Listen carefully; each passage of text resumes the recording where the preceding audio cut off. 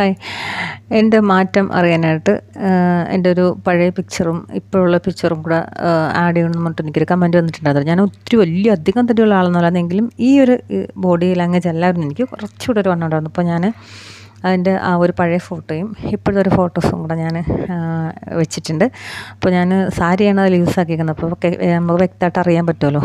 അപ്പോൾ എന്തായാലും ഞാൻ ആ ഫോട്ടോസിൽ അപ്ലോഡ് ചെയ്യാം.